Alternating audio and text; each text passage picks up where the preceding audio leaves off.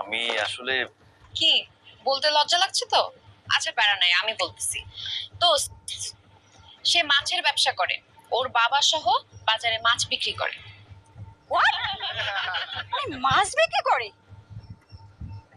এই জন্যই তো ওনার শরীর থেকে মাছের গন্ধ আসতেছে।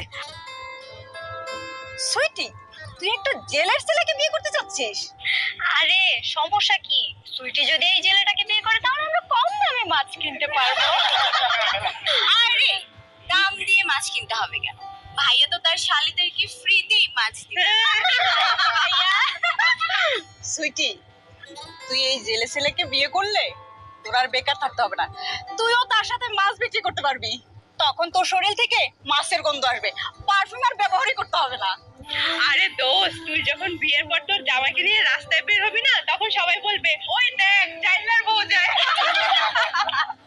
সুইটি, তুই একটা স্মার্ট শিক্ষিত মেয়ে, তুই এরকম ভুল জীবনও করিস না। এই জেলের ছেলেকে তুই বিয়ে করলে কারো কাছে মুখ দেখাতে পারবি না, সবাই তোকে সিসি করবে, তার পরিচয় কোথাও দিতে পারবি না। আচ্ছা তুই বল, যে একটা জেলের ছেলে মাছ বিক্রি করে তার সাথে কি তোর যায়? কি গন্ধ আসতেছে। কি মনে হচ্ছে আমার বান্ধবীরা কি আপনাকে পছন্দ করেছে? না। এবার বুঝছেন, শুধু টাকা পয়সা গাড়ি বাড়ি থাকলেই হয় না, বংশ মর্যাদা থাকতে হয়। সমাজে মাথা উঁচু করে বেঁচে থাকার জন্য যে পরিচয়টা দরকার সেটা আপনার নাই। আপনার আপনার বাবার টাকা থাকলেও সম্মান নাই। আপনার বাপ দাদার 14 গোষ্ঠী ছিল জেলে, আপনার যখন সন্তান জন্ম নিবে সেও তো হবে জেলে। কিন্তু আমি চাই না আমার সন্তান জেলে হোক। আশা করি ব্যাপারটা আপনি বুঝতে পেরেছেন। আমি একটা ভদ্র সভ্য শিক্ষিত ফ্যামিলির মেয়ে, আমি কখনো একটা জাইল্লা ছেলেকে বিয়ে করব না। তবে হ্যাঁ, আপনি যদি কখনো এই মাছের ব্যবসা বন্ধ করতে পারেন, আপনি যে জেলের ছেলে এই পরিচয়টা মুছে ফেলতে পারেন, তখন আমি আপনার ব্যাপারটা ভেবে দেখতে পারি। কিন্তু যদি সেটা না পারেন, তাহলে আর কখনো আমার সামনে আসবেন না, আমাকে আর ডিস্টার্ব করবেন না।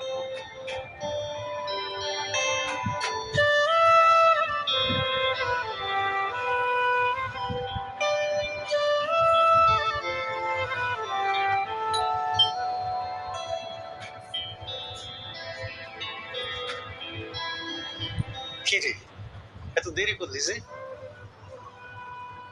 রুইতল, বাবা রে, তোর দেরি দেখা আমি নিজেই সব রান্না বান্না করে ফেলেছি।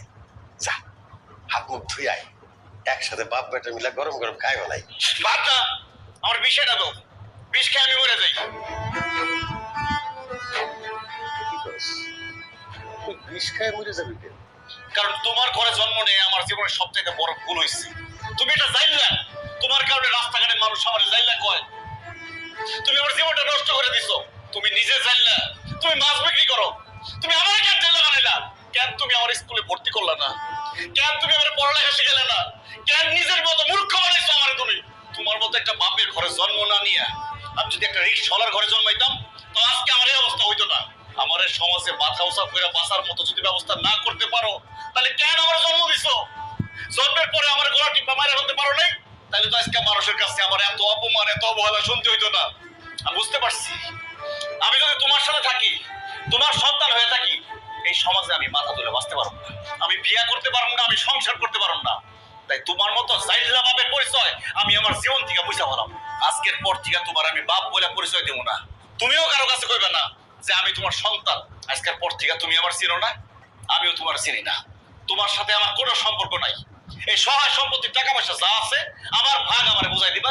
আমি আজকে এখন এই মুহূর্তে বাড়ি থেকে বাইরে যাবো। বাবা রে, সম্পত্তির ভাগ হয় ভাইয়ে ভাইয়ে, ভাই বোনে। আমার ছেলের মধ্যে কোনো ভাগাভাগি হয় না রে পাগল। আমার যা কিছু আছে সবই তো তোর। আমি যা কিছু করছি সব তো তোর জন্যই করছি।